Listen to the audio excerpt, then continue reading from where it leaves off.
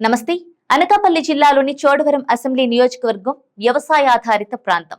Sugar factory కారణంగా చెరుకు సాగుతో పాటు కూరగాయల సాగు ఎక్కువగా ఉండేది. ఈ నియోజకవర్గంలో చోడవరం, బుచ్చయ్యపేట, రోలుగుంట, రావికమతం మండలాలు ఉన్నాయి. ఈ నియోజకవర్గం ఏర్పాటు అయినప్పటి నుంచి ఇప్పటి వరకు 17 సార్లు ఎన్నికలు జరిగాయి. 1952లో ఈ నియోజకవర్గంలో తొలిసారి ఎన్నికలు జరిగాయి. సామాజిక వర్గాల పరంగా చోడవరంలో కాపులదే పైచేయి. ఆ తర్వాత కొప్పుల వెల్లమ, గవర కులస్తులు గుర్తించదగ్గ సంఖ్యలో ఉంటారు. రాజులు రాజకీయాలను శాసించే ప్రయత్నం చేస్తారు. ఇప్పటి వరకు జరిగిన ఎన్నికల్లో టీడీపీ 6 సార్లు విజయం సాధించింది. కాంగ్రెస్ అభ్యర్థులు 4 సార్లు ఎన్నికల్లో గెలిచారు. ఒకసారి ఇండిపెండెంట్ తో పాటు జనతా, స్వతంత్ర, కృషికార్ లోక్ పార్టీలు కూడా గెలిచాయి. గత ఎన్నికల్లో వైసీపీ అభ్యర్థి కరణం ధర్మశ్రీ విజయం సాధించారు. సామాజిక వర్గాల పరంగా 10 సార్లు కాపులే ఎమ్మెల్యేలుగా ఎన్నికయ్యారు. టీడీపీ తరపున క్షత్రియ కులానికి చెందిన కేఎస్ఎన్ఎస్ రాజు 2 సార్లు గెలిచారు. జనతా పార్టీ తరపున బ్రాహ్మణ కులస్తుడైన ఈమని సీతారామ శాస్త్రి ఓసారి విజయం సాధించారు.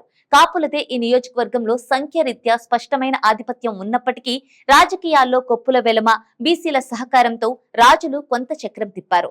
తొలుత కాపులను తమ వైపు తిప్పుకున్న టీడీపీ ఆ తర్వాత రాజులను నమ్ముకుంది. కాపులు కాంగ్రెస్ తర్వాత వైసీపీ వైపు మళ్లారు. నియోజకవర్గాల పునర్విభజన తర్వాత జరిగిన 3 ఎన్నికల్లో 2 సార్లు టీడీపీ గెలిచింది. తొలుత కాంగ్రెస్, ఆ తర్వాత వైసీపీ తరపున బరిలోకి దిగి వరుస ఓటములు ఎదుర్కొన్న కాపు కులస్తుడు కరణం ధర్మశ్రీ చివరకు 2019లో వైసీపీ అభ్యర్థిగా విజయం నమోదు చేసుకున్నారు. ఓడిపోయిన 2 సార్లు ధర్మశ్రీ చాలా స్వల్ప ఓట్ల మెజారిటీతో మాత్రమే సీటు చేజార్చుకున్నారు. 2009లో 1385, 2014లో కేవలం 612 ఓట్లతో టీడీపీ ఇక్కడ గట్టెక్కింది. కానీ 2019లో వైసీపీకి 27,637 ఓట్ల మెజారిటీ వచ్చింది. రాజుల్లో అనైక్యత భారీ మెజారిటీకి కారణమైంది. కాపు, ఎస్సీ ఓటర్లు వైసీపీని ఆదరించగా బీసీ ఓట్లు ఆధారం చేసుకుని టీడీపీ రాజుల సారథ్యంలో రాజకీయాలు నడుపుతోంది. మంత్రిగా పనిచేసిన ఘంటా శ్రీనివాసరావు 2004లో ఇక్కడి నుంచి టీడీపీ అభ్యర్థిగా గెలిచారు.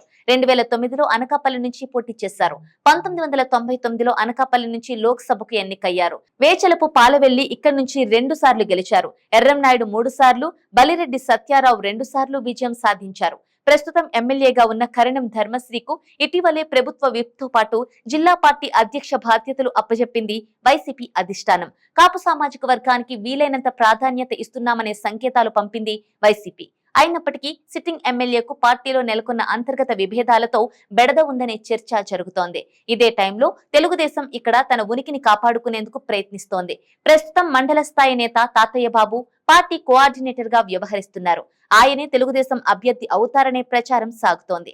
మాజీ ఎమ్మెల్యే కేఎస్ఎన్ రాజు నెమ్మదిగా యాక్టివేట్ అవుతున్నారు. కాపు సామాజిక వర్గ నేతకే టికెట్ ఇవ్వాలనే డిమాండ్ ఇక్కడ అంతర్లీనంగా ఉంది. వైసీపీ తరపున ధర్మశ్రీ ఉండగా జనసేన కాపు అభ్యర్థిని దించితే ఇక్కడ రాజకీయమే మారిపోతుంది.